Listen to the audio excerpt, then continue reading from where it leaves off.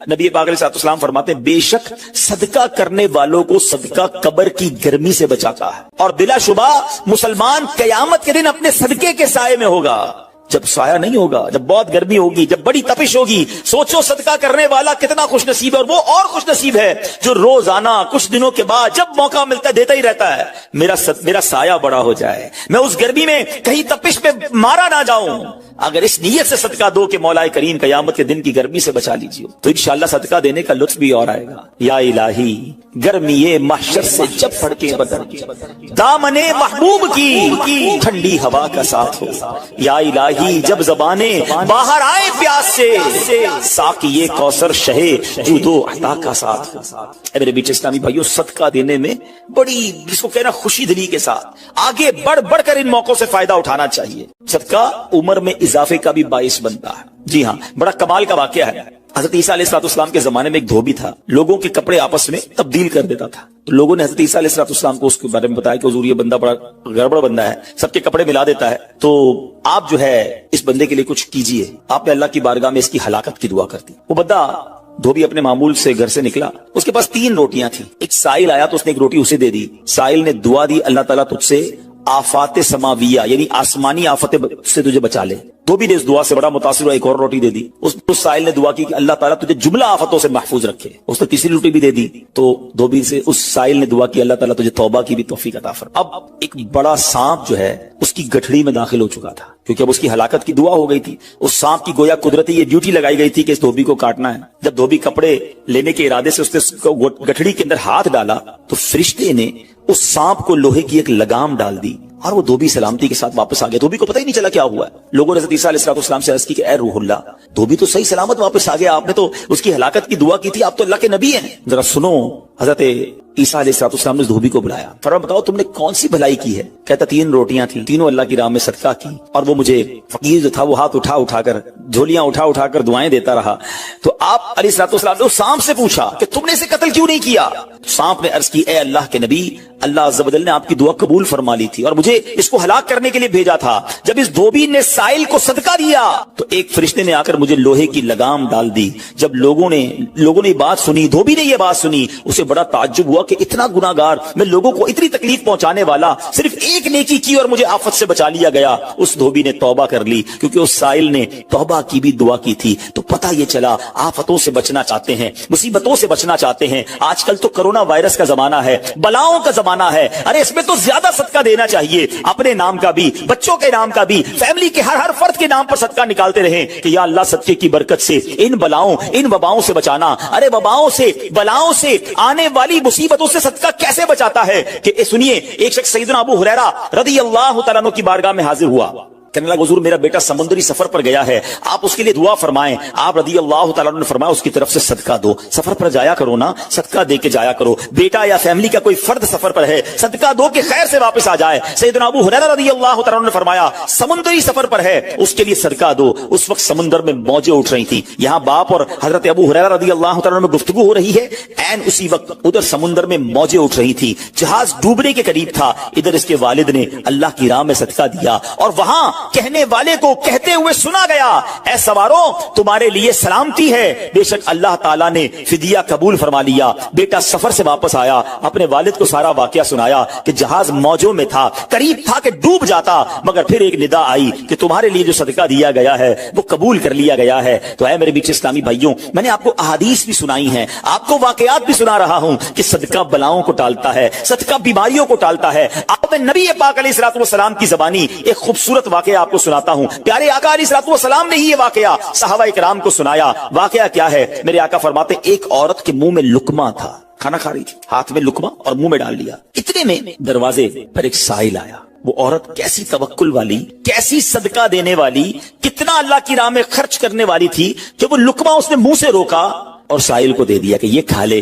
میں بھوکی ٹھیک ہوں، یہ بیچارہ غریب ہے، دے دیا اسے۔ چھوٹی سی بات تھی، ایک لقمہ کیا ہوتا ہے؟ کچھ لوگ ہی کہتے ہیں پیسے ہی تھوڑے ہیں جیب میں، 5 10 15 روپے 50 روپے 100 روپے کے صدقے سے کیا ہوگا، میں تو خود غریب ہوں۔ سنو ایک ہی لقمہ تھا نا، دیگ نہیں تھی بریانی کی، ایک ایک लुकमा था, और ये वाकया सरवरे कायनात अलैहिस्सलाम अपने सहाबा को सुना रहे हैं. फरमाया वो लुकमा उस औरत ने रोका और फकीर को दे दिया. अब उस औरत के कुछ अरसे बाद बच्चे की विलादत हुई. बच्चा थोड़ा सा बड़ा हुआ, बाहर माँ के साथ चलने लगा, घूमने फिरने लगा. तो बाहर गया तो एक भेड़िया आया, और भेड़िया आकर उसके बच्चे को उसने मुंह से पकड़ा और भाग. माँ पीछे भाग रही, मेरा बेटा, मेरा बच्चा, और भेड़िया आगे भाग रहा है. अल्लाह अकबर. अल्लाह तबारक व तआला ने एक फरिश्ते को हुक्म दिया कि भेड़िए के पीछे जाओ, इसके मुंह से बच्चा छीन कर लाओ और उसकी माँ के हवाले कर दो, और माँ को कह देना अल्लाह अज़्ज़ व जल ने तुम पर सलाम भेजा है और फरमाया है कि ये लुकमे के बदले लुकमा है. बात आई समझ में? अपना लुकमा जो तुमने मेरी राह में दिया था, भेड़िया के लुकमे से तुम्हारे बेटे को बचाया है तुम्हारे रब ने. अल्लाह ने सलाम भेजा है. ऐ मेरे मीठे इस्लामी भाइयों, ये हदीस बता रही है कि गुनाह, नेकी जो थोड़ी सी भी हो ना, वो जाया नहीं की जाती, वो अल्लाह के यहां महफूज है. जुम्मे के खुतबे में एक हदीस सुनते हैं, अल बिर्रु ला यबला वज़्ज़म्बु ला युनसा वद्दय्यानु ला यमूत. सुन लो, नेकी पुरानी नहीं होती, गुनाह भुलाया नहीं जाता, और फैसला करने वाला जो रब अज़्ज़ व जल है उसे मौत नहीं आती है. अब हमें सोचना है कि हम नेकी कर भी रहे हैं कि नहीं, कि गुनाह कर करके अपने अकाउंट को भरी जा रहे हैं. ये छोटे छोटे सदके जब जब मौका मिले ना, माशाल्लाह, हम जुमा पढ़ने जाते हैं, कल भी जाएंगे. मस्जिदों में हमने देखा होगा, मस्जिद का डब्बा आता है सामने, कुछ ना कुछ डाल दिया करो, इस नियत के साथ यार थोड़े और जमा करा दूं अपनी आखिरत में, थोड़े और अपने पैसे जमा करा, थोड़े और आगे चले जाएं. और ये मैं ऐसे ही खुद नहीं कह रहा, सुभान अल्लाह. मैं आपको बड़ी खूबसूरत 2-3 हदीसें सुनाता हूं. पहले तो ये समझिए कि आजकल दुनिया में मैं और आप ये चाहते हैं कि हमारे जो पैसे हैं ना सिक्योर रहें. आजकल बड़ा अजीब मामला, अचानक आग लग जाती है, किसी के पैसे चोरी हो जाते हैं, लोग परेशान रहते हैं, सिक्योरिटी मिल जाए. ठीक है, तो मैं आपको एक हदीस सुनाने जा रहा हूं. नबी पाक अलैहिस्सलाम फरमाते हैं, अल्लाह के हबीब अलैहिस्सलाम फरमाते हैं कि रब अज़्ज़ व जल फरमाता है, यानी ये हदीस कुदसी है. अल्लाह फरमाता है, ऐ इब्ने आदम, अपने खजाने में से मेरे पास कुछ जमा कर दे. अपने पैसों में से कुछ पैसे मेरे पास जमा कर दे. मैं हदीस का खुलासा अर्ज कर रहा हूं. न जलेगा, न डूबेगा, न चोरी किया जाएगा. सुनो कैसी सिक्योरिटी है. इंश्योरेंस आजकल लोग कराते हैं जिसमें बाज़ औक़ात हराम इंश्योरेंस होती है. मैं आपको सुभान अल्लाह एक ऐसी गारंटीड मदनी इंश्योरेंस बता रहा हूं कि रब फरमा रहा है, अल्लाह फरमा रहा है, अपना माल मेरे पास जमा करा दे. न जलेगा, न डूबेगा, न चोरी होगा. और अल्लाह फरमाता है मैं उस वक्त तुझे पूरा बदला दूंगा जब तू इसका ज्यादा जरूरतमंद होगा. कौन सा वक्त होगा वो? क़यामत का दिन, जब बच्चा माँ के पास जाएगा ना, माँ एक नेकी दे दे, माँ फंस गया हूं, एक नेकी चाहिए. माँ उस एक नेकी में भी बेटे की मदद नहीं करेगी. माँ जाएगी औलाद के पास कि बेटा मेरा एक गुनाह ले लो. औलाद कहेगा माँ से कि नहीं, मैं तुम्हारी मदद नहीं कर सकता. बाप बेटे की हेल्प नहीं करेगा. ऐसा हाल. मगर कौन हामी होगा? अल्लाह अकबर. मेरे आला हजरत से पूछो, फरमाते हैं रजा उनके सिवा रजा कोई हामी नहीं जहां. कहां? क़यामत के दिन क्या होगा? उनके सिवा रजा कोई हामी नहीं जहां. गुजरा करे पिसर पे फिदर को खबर ना हो. बेटे पे गुजरेगी, बाप भी जवाब नहीं देगा.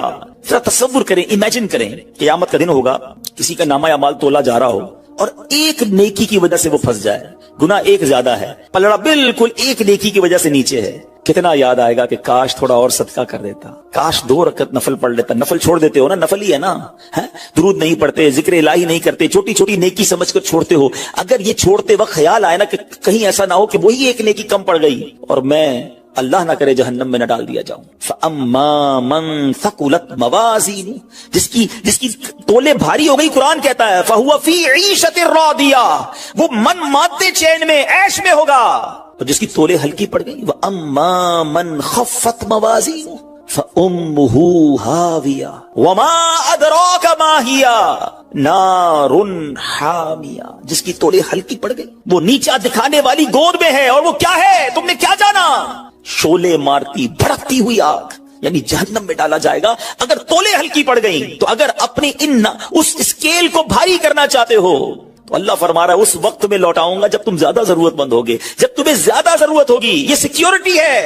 अच्छा, फिर कुछ लोग बड़े अजीब हैं, वो कहते हैं यार पैसे तो हमने खर्च कर दिए, रमजान में दी ना, ज़कात भी पूरी दे दी, बड़ा काउंट करके चलते हैं, पूरे हो गए भाई, अब अगले साल आना. वो अल्लाह के बंदो, जब रब तुम्हें रोज दे रहा है, अताएं दिए जा रहा है, और तुम कैलकुलेट करके लॉक कर देते हो सदके को. ऐसा ना करो. मैं आपको एक और हदीस सुनाता हूं. अल्लाह के हबीब सल्लल्लाहु तआला अलैहि वसल्लम फरमाते हैं, प्यारे आका ने फरमाया माल को रोक कर न रखो, रोक कर न रखो, कहीं ये ना हो कि तुमसे भी रोक लिया जाए. हाँ, हमारे लिए तो नहीं रोका जा रहा ना. मिसाल के तौर पे दुकानदार बैठे होंगे या बिजनेस कम्युनिटी के लोग बैठे होंगे, आपका मिसाल के तौर पे महीने का 1 लाख रुपए का खर्चा है. कभी कभी ऐसा भी होता है पहले 2-3 दिनों में 1 लाख रुपए हो जाते हैं पूरे. तो क्या ताला लगाते हो कि चलो भाई अब पूरे महीने का हो गया, 27 दिन बाद आएंगे? नहीं, आने दो जितना आ रहा है. ہم آنے والی سائڈ تو نہیں روک رہے, ہاں خرچ اللہ کی راہ میں کرنے والی روک لیتے ہیں. جب وہ دینے میں نہیں روک رہا تو تم اللہ کی راہ میں خرچ کرنے میں نہ روکو. میں حدیث سنا رہا ہوں کہ روک روک کر خرچ نہ کرو, روک روک کر نہ رکھو, کہیں یہ نہ ہو کہ تم سے بھی روک لیا جائے. ایک دوسری روایت میں کہ نبی پاک علیہ الصلوۃ والسلام نے فرمایا خرچ کرو, گن گن کر نہ رکھو, کہیں یہ نہ ہو کہ اللہ بھی تمہیں گن گن کر نہ دے, کہیں یہ نہ ہو کہ اللہ بھی تمہیں گن گن کر دے. اور بچا بچا کر نہ رکھو, کہیں ایسا نہ ہو کہ اللہ بھی تم سے بچا بچا کر رکھنے لگے. ادھر سے رک گیا نا, عطائیں رک گئی تو کہاں جائیں گے آپ دیکھیں. اچھا آج کے دور میں تھوڑا سا آپ سروے کر لیں, جتنے لوگ آپ کو صدقہ خیرات چیریٹی کرنے والے, کھانا کھلانے والے, آپ کو جو لوگ ملیں گے نا, آپ دیکھیں ان کا سرمایہ بڑھ ہی رہا ہوتا ہے, ان کا مال میں اضافہ ہی ہو رہا ہوتا ہے, کیونکہ اللہ پاک انہیں دنیا میں بھی نواز رہا ہوتا ہے. تو ہے میرے میٹھے اسلامی بھائیوں, پھر کتنی چیزیں آپ دیکھیں کہ بچ رہی ہیں, بلاؤں سے بچ رہے ہیں, آفتوں سے بچ رہے ہیں, رزق میں اضافہ, بری موت سے بچاؤ, قیامت کے دن اپنے صدقے کے سائے میں بندہ رہے, دنیا میں مال میں اضافہ, یعنی بینیفٹ ہی بینیفٹ ہے, فائدہ ہی فائدہ ہے اللہ کی راہ میں خرچ کرنا. اور سچی بات یہ ہے کہ یہ بریلینٹ کمال کی انویسٹمنٹ ہے کہ جو آپ کو ملے گی. اچھا دنیا میں لوگ معاذ اللہ ثم معاذ اللہ سود پر پیسے دیتے ہیں, حرام جہنم میں لے جانے والے کا پیسے دیتے ہیں, اور وہ بڑھا کے دیتے ہیں, ہے نا, بینک میں رکھواتے ہیں, ادھر سے بڑھ جاتے ہیں. جہاں جہاں غیر شرعی کام ہے میں اس کی بات کر رہا ہوں, تو کبھی بھی ایسے منافع کی طرف نظر نہیں ہونی چاہیے, کیونکہ سود پر کام کرنے والا یہ اللہ سے جنگ کرتا ہے. اللہ مجھے آپ کو ہماری نسلوں کو حرام روزی سے بچائے, فقط حلال روزی عطا فرمائے. مگر آؤ میں آپ کو ایک ایسی انویسٹمنٹ بتا رہا ہوں جس میں اضافہ بھی ہوگا, اور ایسا اضافہ ہوگا کہ دنیا میں کوئی آپ کو ایسا منافع نہیں دے گا. اور یہ میں نہیں کہہ رہا, حدیث پاک کا مفہوم ہے. ہم جب صدقہ کرتے ہیں نا, میرے اور آپ کے ہاتھ سے نکلتا ہے. اللہ کے حبیب علیہ الصلوۃ والسلام فرماتے ہیں, جس کا مضمون ہے کہ جب صدقہ بندے کے ہاتھ سے نکلتا ہے, ہاتھ سے نکلتے ہی اللہ کے دستے قدرت میں چلا جاتا ہے, اور اللہ تمہارے صدقوں کو پالتا ہے جیسے تم جانور کو پالتے ہو. چھوٹا بچڑا ہوتا ہے, چھوٹا جانور ہوتا ہے, آہستہ آہستہ بڑا ہوتا ہے نا. فرمایا جب بندہ کھجور کا صدقہ دیتا ہے نا, قیامت کے دن اس کھجور کے صدقے کا رب کریم اسے احد پہاڑ جتنا ثواب عطا فرمائے گا. بڑھتا جائے گا, بڑھتا جائے گا, تھوڑا تھوڑا صدقہ بھی قیامت کے دن اللہ نے چاہا پہاڑوں کی مانند ملے گا. تو میں آپ سے پوچھتا ہوں کہ آخرت کے اکاؤنٹ میں کیا جمع کروایا ہے؟ لوگ کہتے ہیں میں نے فلاں جگہ سیف ڈپازٹ کرائی ہوئی ہے, فلاں جگہ انویسٹمنٹ کی ہوئی ہے, فلاں پراپرٹی لی ہوئی ہے, اس کا ریٹ بھی بڑھ رہا ہے, ادھر سے کرایہ آ رہا ہے, سونا لے کے رکھ لیا اس کا ریٹ بڑھ رہا ہے, جناب ڈالر رکھنا چاہیے. عجیب عجیب پلاننگ ہے, کس لیے؟ دنیا کے لیے. ادھر کے لیے کوئی اکاؤنٹ کھولا نہیں کھولا. آخر میں آپ کو لاجیکلی ایک چوٹ کرنے والا واقعہ سناتا ہوں, پھر انشاءاللہ کنکلوژن کی طرف آتے ہیں. کہ ایک ملک تھا, اس میں ایک بڑا نرالا کمپٹیشن ہوا, امیزنگ, حیرتناک. بادشاہ تو بادشاہ ہوتے ہیں, مرضی جو ان کی کریں. بادشاہ نے اعلان کر دیا جناب پورے ملک میں چیک کرو سب سے بڑا بے وقوف کون ہے, اس کو تحفہ دینا. عقل مندوں کے مقابلے تو سنے تھے, بے وقوف کا مقابلہ. چلے جناب شروع ہو گئے مقابلے. عجیب عجیب بے وقوف آتے تھے, اپنے کرتب دکھاتے, اپنی باتیں دکھاتے. وزیر تھے جو ٹیسٹ کرتے کرتے کرتے آخر کار ایک بندہ ایسا تھا جس سے بڑا بے وقوف پورے ملک میں نہیں تھا. بادشاہ کے سامنے کھڑا کر دیا. بادشاہ سلامت بڑے تجربے کیے, بڑے ٹیسٹ کیے, he is the biggest fool of our country, یہ ہمارے ملک کا سب سے بڑا جو ہے نا بے وقوف. بادشاہ نے کہا چیک کر لیا, چیک کر لیا. بادشاہ نے اپنی مالا اتاری سونے جواہرات کی, اس بے وقوف کو پہنا دی. بے وقوف بڑا خوش, گھر آیا. تھوڑے دن ہوئے تو بے وقوف کو پتا چلا کہ بادشاہ سلامت بڑے بیمار ہیں, بڑے زیادہ بیمار ہو گئے. اچھا میں بھی جاؤں گا دیکھنے. تھا تو بے وقوف نا, سمجھ تو پڑتی نہیں تھی. چلا گیا بادشاہ کے پاس, کہا بادشاہ سلامت کیا حال ہے آپ کو, سنائیے. سنا بڑے بیمار ہو گئے ہیں. بادشاہ بہت زیادہ بیمار تھا, آخری لمحات تھے. کہتا ہے بس اب تو اس جہان کو چھوڑ کر جا رہا ہوں. اچھا بے وقوف کہتا ہے بادشاہ کو, اچھا کہیں اور جا رہے ہیں, کہاں جا رہے ہیں؟ اس کو یہ بھی نہیں پتا تھا کہ مرنا بھی ہوتا ہے, بے وقوف جو تھا. تو بادشاہ کہتا ہے میں اس دنیا کو چھوڑ کے دوسری دنیا میں جا رہا ہوں. تو بادشاہ سلامت یہ بتائیے کہ ادھر میں دیکھتا ہوں آپ کا بہت بڑا محل ہے, بیوٹیفل بیڈ رومز ہیں, شاندار مکان ہے, جدھر جا رہے ادھر مکان بنا لیا آپ نے؟ بادشاہ کہتا ہے نہیں, ادھر تو میں نے جھوپڑی بھی نہیں بنائی ہے. بادشاہ سلامت میں دیکھتا ہوں آپ کے پاس بہت پیسے ہیں, بڑا مال ہے, آپ تو بانٹتے بھی سونا ہی ہیں, سونے کے جواہرات کے ڈھیر لگے ہوئے آپ کے پاس, جدھر جا رہے ادھر پیسے بھجوا دی نہیں بھجوائے؟ بادشاہ کہتا ہے میں نے تو وہاں بوٹی کوڑی بھی نہیں بھجوائی ہے. بادشاہ صاحب میں دیکھ رہا ہوں آپ کے آس پاس بڑے خادم خادمائیں, کنیز غلام ہیں, ہر طرف آپ کی خدمت گار ہیں, جدھر جا رہے ہیں ادھر کچھ غلام کنیز خادمہ بھجوائے نہیں بھجوائے؟ بادشاہ کہتا ہے ادھر تو کوئی خادم نہیں ہوگا. اس بے وقوف نے بڑی کمال کا کام کیا, اس نے وہ مالا اتاری اور بادشاہ کے گلے میں بنا دی. کہا حضور پھر مجھ سے بڑے بے وقوف تو آپ ہوئے نا, آپ کو پتا ہے آپ کہیں اور جا رہے ہیں, آپ کو پتا ہے اس دنیا سے آپ کسی اور دنیا میں جا رہے ہیں, نہ گھر بنایا, نہ پیسے بھجوائے, نہ خادم بھجوائے, کرو گے کیا ادھر؟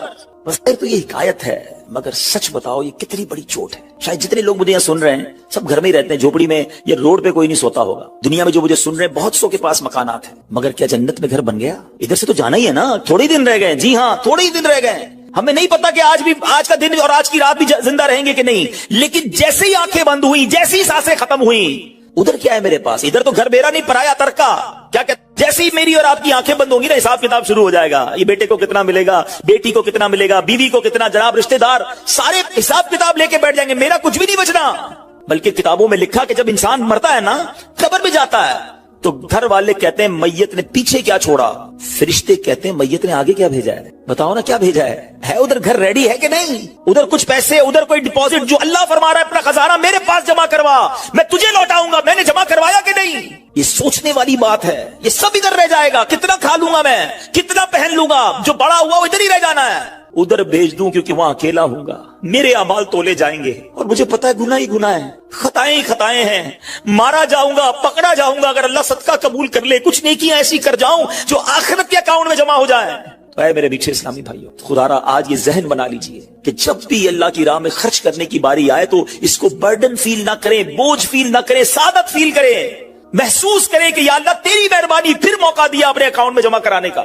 دنیا میں ہم کسی کو کوئی پیسے دیں کہ بھئی یہ میرے 50,000 روپے ذرا رکھ لو, اور تھوڑے دنوں بعد میں اس کو کہوں یار وہ جو میرے 50,000 تھے اس میں سے 5,000 دے دو, یہ صاحب مجھے 5,000 واپس دے دیں. انہوں نے مجھ پر کوئی مہربانی کی نہیں نا, پیسے میں نے دیے, میرے ہی پیسے تھے, اور 50 میں سے میں نے 5 ہی مانگے ہیں. اچھا میں اس 5,000 پہ اس کو شاباش بھی دوں, تحفہ بھی دوں, خوش بھی ہو جاؤں, تو لوگ کہیں گے کمال ہے یار, اپنے ہی پیسے تھوڑے سے لے کر پھر کس بات کی خوشی ہے, پھر کس بات کا انعام ہے.